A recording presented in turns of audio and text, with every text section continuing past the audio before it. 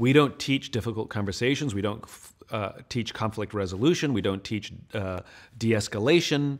And we don't teach how to give and receive feedback. We don't teach how to treat ideas. We don't even teach people how to have a meeting. Like, we don't teach any of these things. And so we're just leaving it up to chance to hope that somebody knows what they're doing, which we would never let somebody on the front line do. We give them tons of training on how to do their jobs. So part of it is the skill set that we can train. The other thing is a lot of leaders, I think, are afraid of doing things for fear of saying the wrong thing. And again, this really lends itself to the training we need to give our leaders. And especially, I think this was really exaggerated after the murder of George Floyd, where so many leaders did nothing. They're not bad people.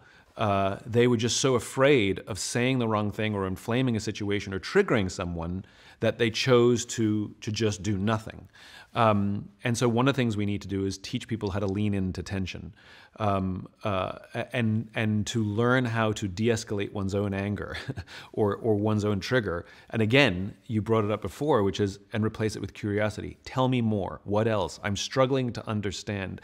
Let me tell you the story that's going through my head. I think is a really big one that I've learned, which is because I'm reacting based on my own narrative, right? And so they're reacting to my words or my reaction.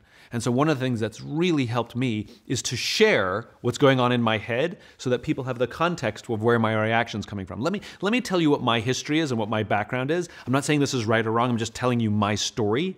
And I'll say, I had this happen in the past where X, Y, and Z. And so I'm nervous at your suggestion because in the past, this has happened. Can you help me resolve this, or do you understand where I'm coming from? And I think the more we can share what's going on in the process, rather than simply, responding with our answers or our reactions, helps the other person see the way we're trying to see it, and it also encourages us to see the way they're trying to see it. So I think the more we share, it's that vulnerability word again, right? Let me tell you my history. Let me tell you my baggage. Let me tell you my background. Let me tell you my experiences. Let me tell you where my opinion is coming from.